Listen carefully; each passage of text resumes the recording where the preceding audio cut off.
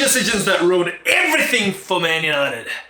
Manchester United 14. It's really not good. After 27 matches. Oh, gosh. And they've probably spent like £1 billion on their squad. Oh, it's not pleasant. I don't feel nice about it, Ken. So before we go on, I kind of did a season-by-season performance for the last 18 years. Oh. So Alex, era, first, second, first. Wow. Champions League, plenty of titles. Wow. It's pretty fucking incredible. Oh, yeah, that is amazing. But this is what we know. This is what we grew up. Yeah. But he did this for 20 years. Yeah. You want to see what has happened since? The last 12 years. Won a few cup trophies. Hovered in the Eurozone. Yeah. Second twice, but neither of them were a title race. It was like Yeah. nowhere near. City too. Yeah, nowhere near City. 5, 6, 7, 8. But here, mate, Oh no. they've gone to another zone of decline. Last year their worst. Yeah, 8th was the worst in Premier League era. Oh really? Yeah, Wow. Premier League started in 91. Wow. Everyone kind of thought this was the rock bottom. Yeah. Couldn't get any worse. Yeah. 14th. So in this video, I'd like to focus on the last 12 months. First off, I want to talk about what's happened to them on and off the pitch in the last 12 months. Then in the second half, I want to talk about 3 executive decisions that led them to where they are. The big three, Ken. The big 3. First we start December 2024. INEOS acquires 27% of Man United for £1.3 billion. So this is where it all begins. Basically, the first thing he did was fire the executive team and brought in new kids. Which felt exciting. Felt like the right thing to do. I think so too. Jim was saying all the right things. He was like, I'm only gonna bring 10 out of 10s. But the question on everyone's lips, is he gonna sack Ten Hag? Which felt obvious at the time, surely. Well, it did, yeah. They were 8th at the time of the purchase. Yeah. After him spending like £600 million in the 3 summers, he spent a lot of money. No. Bringing in Onana, Casemiro, all that. Oh. So he was like, the whole media, supporters, what's he gonna do? In February, I speak to Ratcliffe often. I believe in myself and I feel they believe in me. Everything kind of looked positive. Yeah. I think a lot of fans were unhappy about this, but this was what happened. He got a bit of a run. 4 games winning streak in February. They were up to 6, and things are looking good. But it didn't last long. In April, 2 wins, 4 draws, 1 loss. And the draws were against Brentford, Bournemouth, Burnley. Games you want to win. Yeah. Games that everyone thought they were going to win. And the way they lost to Chelsea was bad. Like I think they were up 3-1. Then they ended up conceding 3 in the last 8 minutes or something. Then the icing on the cake, Crystal Palace. 4-0. You don't see those sort of scores. 4-0. Against anyone, really. Yeah. Anyone against anyone. Well, professionally. Like here. It's a landslide. Crystal Palace fans are singing, you're gonna get sacked in the morning. You're getting sacked in the morning. Sacked in the morning. They love it. They do love their tunes. Heaping the pain on Erik Ten Hag.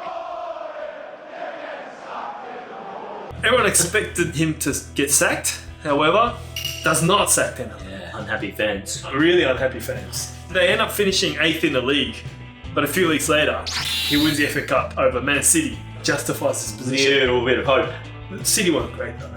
Oh, it doesn't matter. Win's a win. That's true. Silverware, mate. That's true.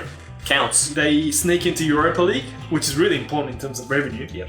But even after this, supporters, media was like he's got to go. Don't want him. No, don't want him. Spends a lot of It's money. not fun when you don't want the manager. And in July, they make a big announcement. Ten Hag extends United contract. Seems odd, Ken. They're backing him. Seems odd. Getting 8th, spending lots of money, not getting result, except for cup. FA Cup. But you're only as good as your last result, aren't you, Ken? Maybe He's that's- got that argument. You're like, what are you talking about? You won FA Cup, mate. His media interview every time. Just reminding. Silverware. It's a fact. Bring it home. I think he had 1 year to go. They extend him by 1 year, so 2 more years of Ten Hag. Wow. Pretty controversial, but they back him. Unnecessarily. Yeah. I think it was a statement from the owners. We're doubling down on him. Yeah. Shut up. Yeah, shut up and support us. Yeah. I can understand that. Then they spent 200 more million on Ten Hag.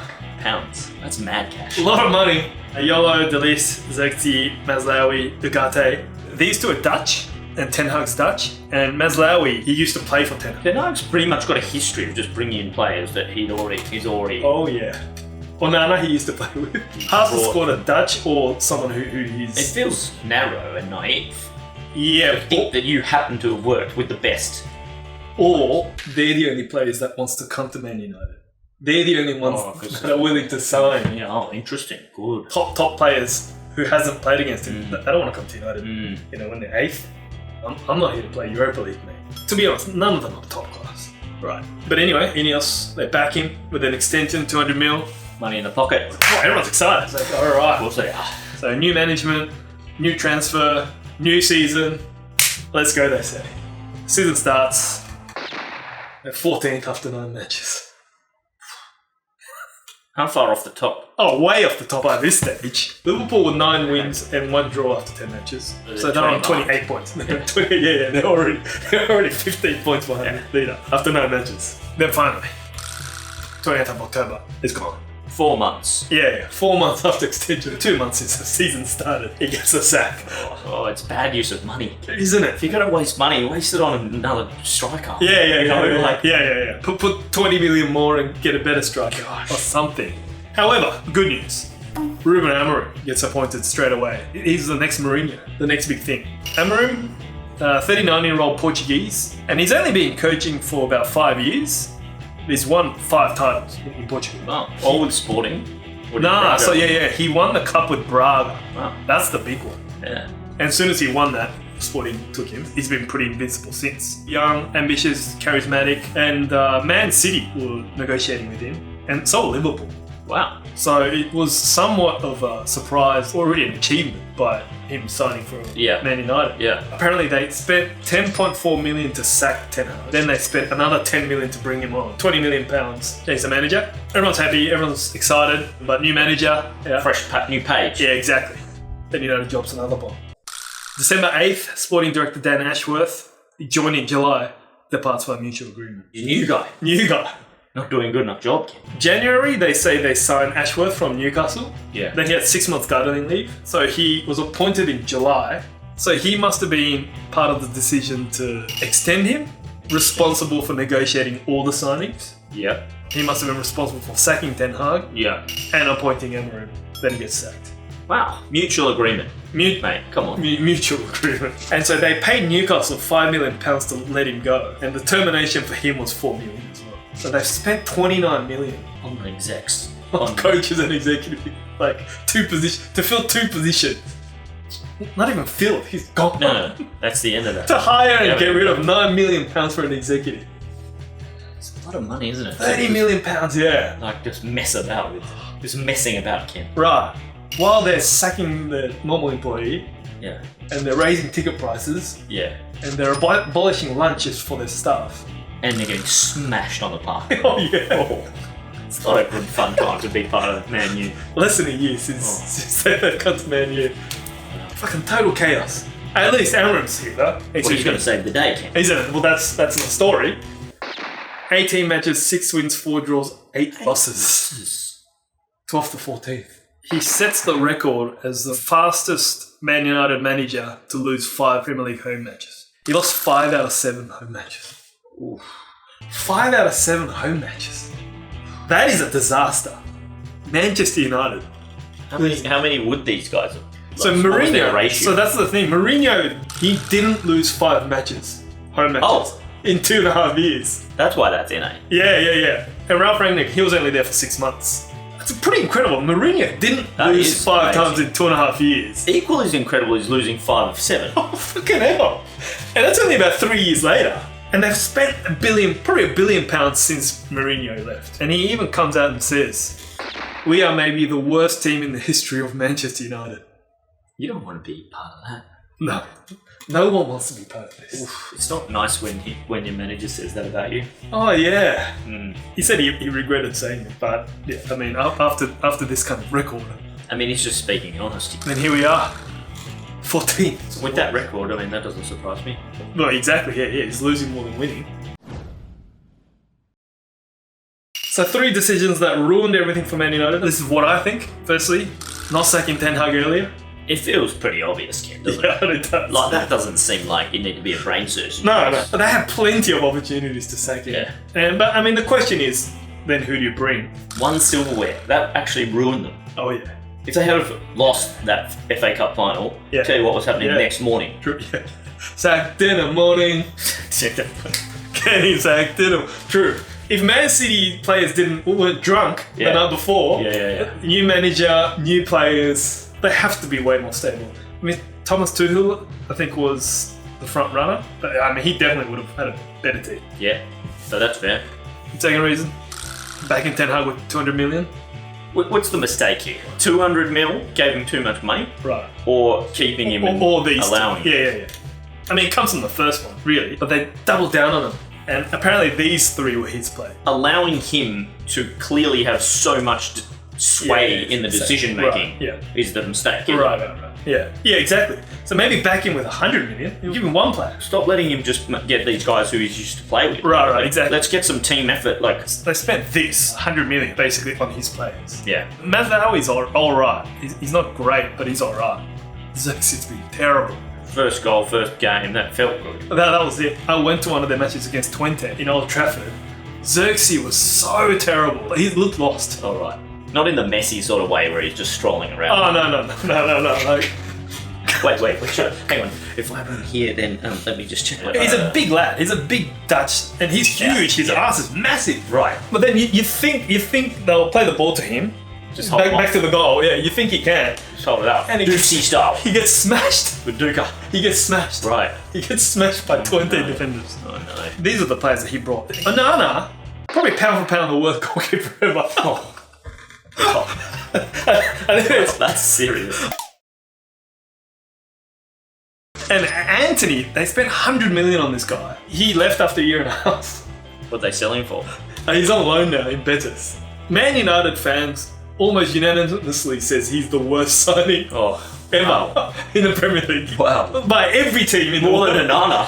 He just drops balls. Yeah. So Onana is pound for pound the worst keeper. Anthony is pound for pound the worst signing ever of all Premier League players. Quite some record to have. Because they spent 100 million. I think it's 89 million pounds. 100 million euros. So 150 million on two players that Both- did nothing. Both played for Ten Hag at Ajax. Takes a cut. That's what happens. Kenny takes a cut, mate. This one's backdoor. Oi, I'll get you in. Backdoor pass. Unverified, of course. Completely unverified. The third reason, I mean, this is the mother of all. Hiring Dan Ashworth. Because they wasted money, or because he was just terrible for... Well, both. I mean, so director of sports, he's responsible for the manager and he's responsible for the squad. They just brought the wrong guy.